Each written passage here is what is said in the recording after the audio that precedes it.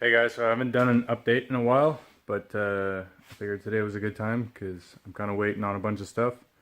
And yeah, so I finally got my bracket to match the alternator bracket for the power steering.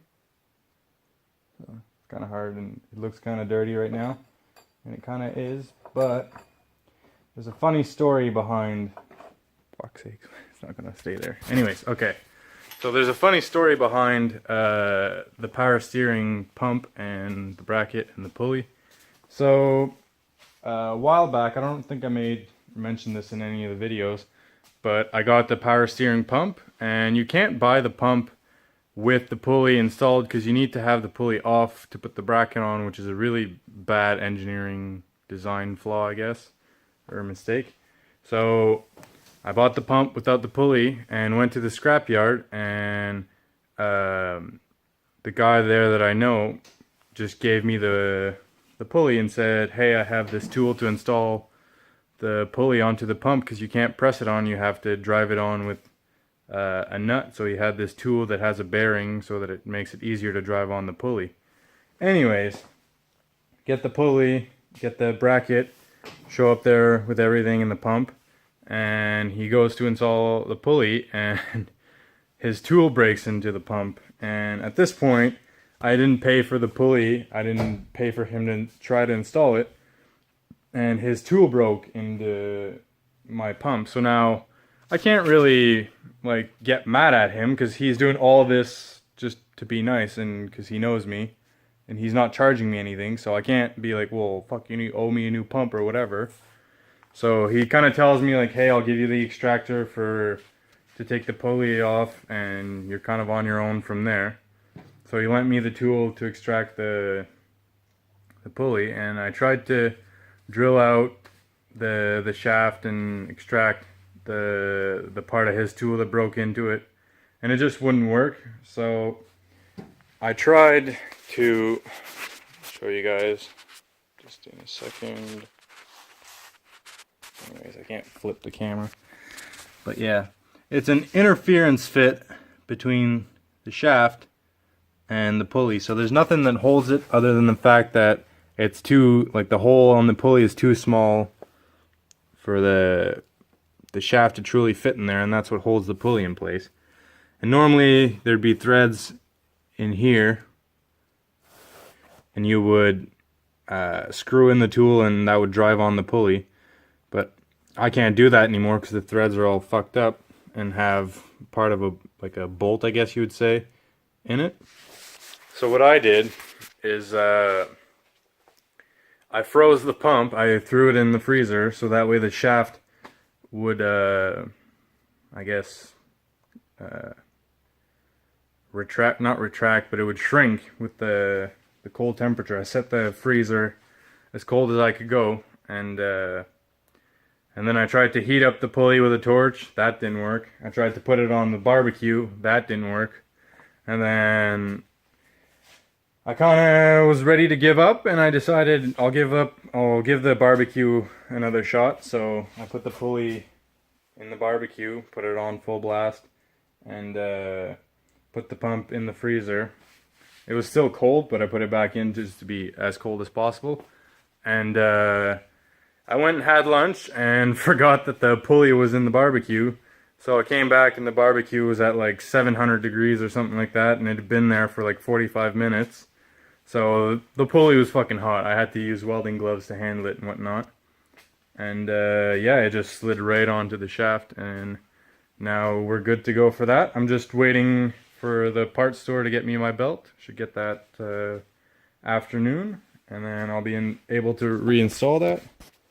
Now, with the pulley in place, my oil filter relocator now needs to be relocated. So what I'm doing is I have a neighbor who works in, I guess, the aeronautic business, and he had like 2 fucking trays full of AN fittings, and I always do welding jobs for him and shit like that. So he kind of told me just look through, take whatever you need, and bring back the rest. So I've got one line here made up, with a 90 and just a straight -6 fitting.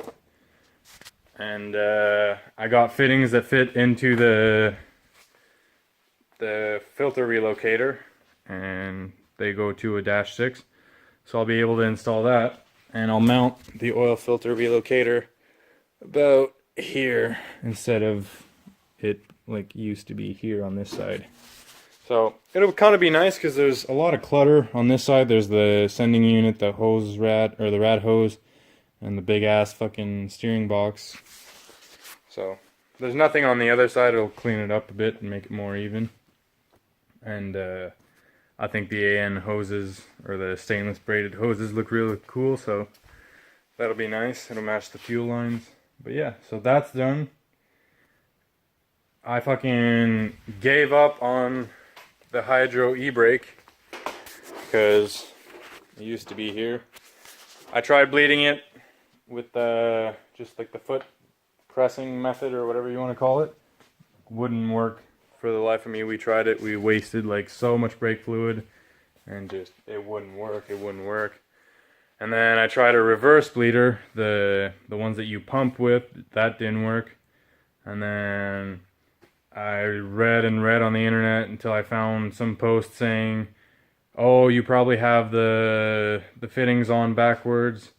And the way my master cylinder worked, I had to remake new lines because they weren't long enough to reach the opposite hoses. So I bent up all new lines, flared them all and whatnot, to realize that I had it plumbed right, and now I was pushing fluid into the master. So I took all that out and I said, fuck it, I'm not going to run an e-brake. I'm just going to wait, and probably over the winter I'll do a disc brake conversion in the back, and I'll just put on 2 calipers, and I'll have a separate system that'll just be so much easier to bleed, and it'll actually be better. I mean, a lot of people kind of diss the inline systems, and I don't know if it's actually that bad or not. Sorry. Yeah, I don't know if it's actually that bad or not, but we'll see. I don't think I'll need the e-brake that much. It would be an advantage to have it, but if I can't run one this summer, I'd rather go out there and have fun without it than to not be able to go out because I need to buy some $500 brake setup for the back and a new e-brake and whatnot. So I'll figure it out, and when I get it, I'll get it. I have to do a welding job for my neighbor. He's getting some handlebars extended for one of his motorcycles, and a fender patch. So I'll do that at some point today. I'll try and get some pictures of what I did. And that's my daily driver. So this fucking corner of the fender got all smashed because my ball joint, the lower ball joint, decided to fucking abandon ship, and it didn't even pop out of the knuckle of the ball joint, or whatever you want to call it. The shaft fucking sheared completely. So that was the first thing for me to ever see or hear about. And so that ball joint is done. The axle shaft just fucking ripped both boots and popped out and fucked itself up. And the fender is a bit fucky, but I don't really care. All the parts ended up costing me $100 for the ball joint and the axle, and a new tire is going to be $100 mounted, so $200, and then I had to get it towed back to my place. But yeah, it was pretty fucking wild. I was going 120 kilometers an hour, which is like, I don't know, what would 120 be?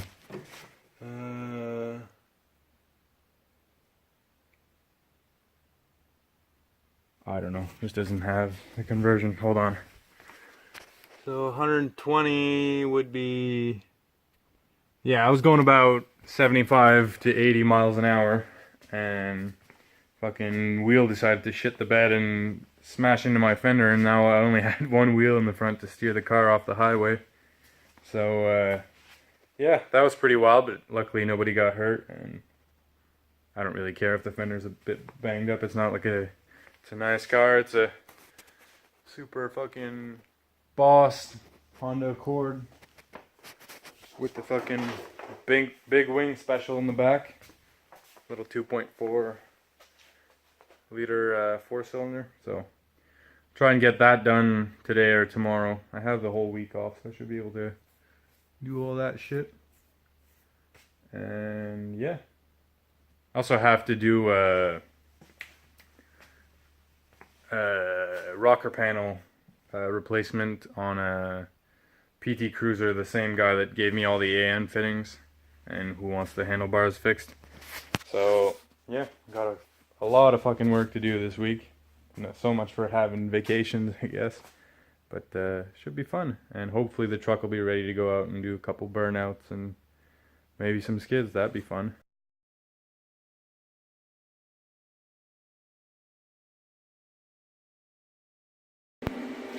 First part of the fender repair slash patching in the holes. Obviously there's going to be low spots from grinding and whatnot, and like little pit holes from just not getting perfect welds, but that's all going to be sand down and bondoed in. I mean, you're never going to get a perfect paintable surface right after welding, so the little low spots and pinholes is not going to be anything he won't be able to fix, or whoever paints this.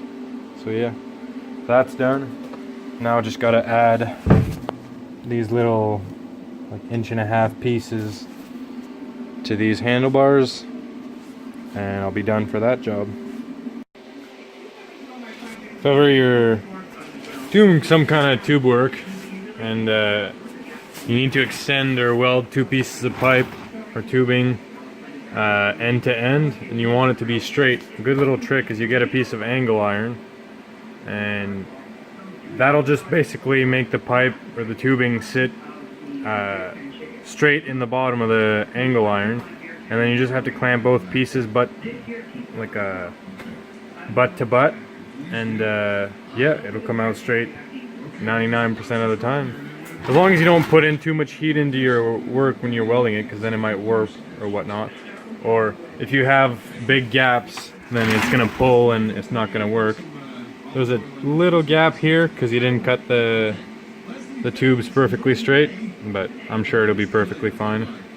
It's not anything that is gonna cause any big problems.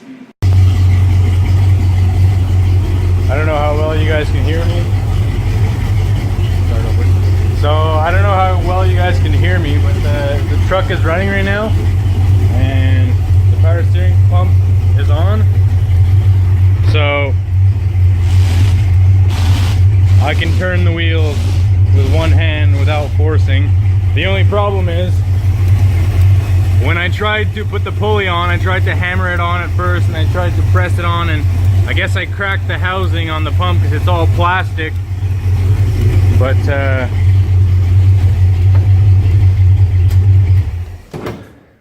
I kind of knew it was gonna leak, and honestly it doesn't just leak, it fucking pisses.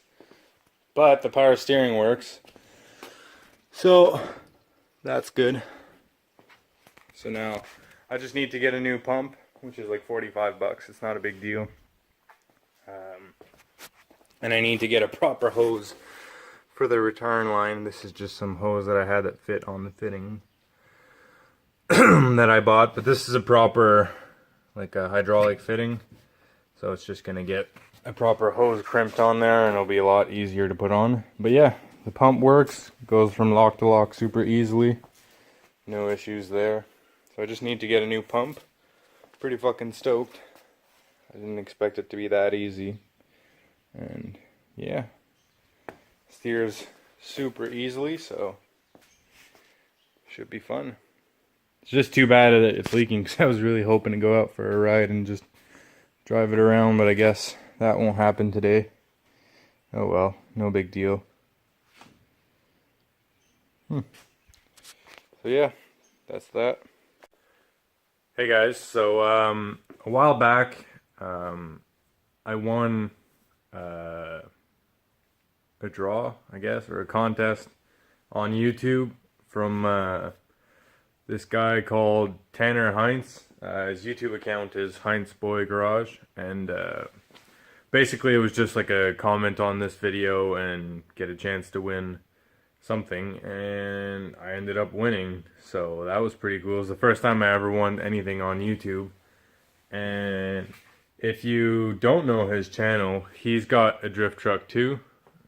That one's mine. I don't know why my camera's all blurry. Maybe, I don't know. But yeah, so he's got a drift truck too. He's got a Mazda B2200, I think, or B2000, I don't know. I don't really know the Mazda trucks that much, but it's before, like earlier than when Mazda and Ford were together.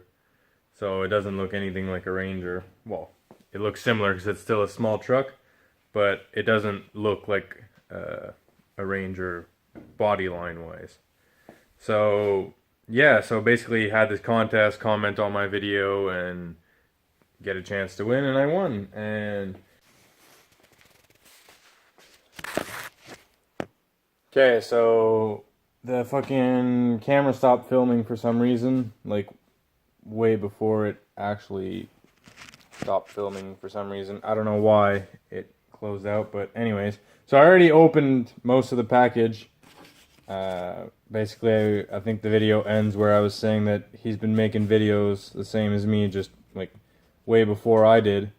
And yeah, so stickers he sent me, he's got the Team Small Crimes, which is like the banners, him and Brian, and I don't know if any of the other guys have it on their cars, but you got that on their banners on their car, which is pretty cool. It's a nice sticker. I think it's the same company, maybe, that makes the Caleb Quambeck stickers, or at least it looks very similar. They're like nice stickers.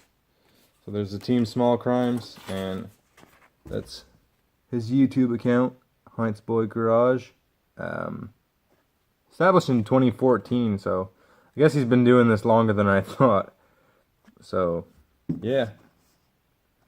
Those are the stickers he sent me. Pretty nice stickers. And oh, there's even a letter here. Drawing. Pretty good representation of what he looks like. It's pretty funny. I won't read you guys that, but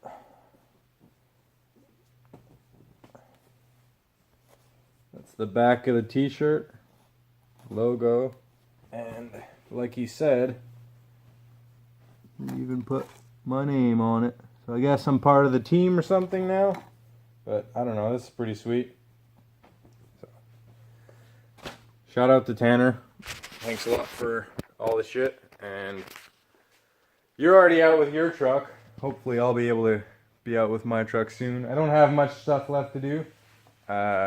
Basically, previously in this video I showed you guys that the power steering pump was all working, or the power steering was all working, but the pump needed to be replaced. So I already have one coming in at Advanced Auto. I just gotta wait till it comes in and then I'll pick it up. And I ordered off Amazon the pulley extractor and installer, and then I just need to reassemble it in there.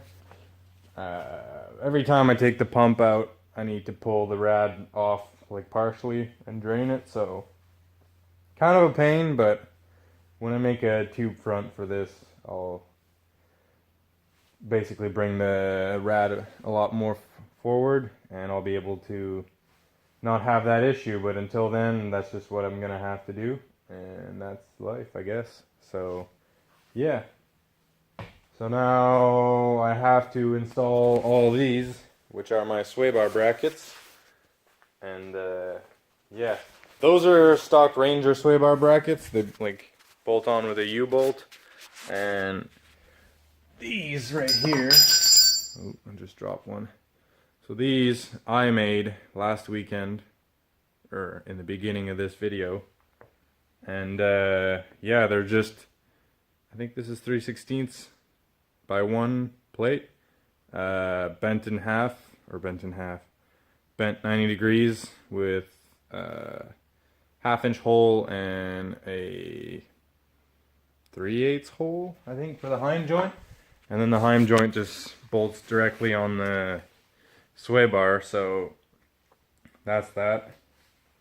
And that bracket bolts onto the I-beam, so that's made. The brackets for the rear sway bar, they're made to bolt the sway bar onto the frame, but I still need to make a bracket that goes from the sway bar, or sorry, the brackets to go on the axle are made, or they're not made, they're already existing, and then I just need to make brackets to go from the sway bar to the frame.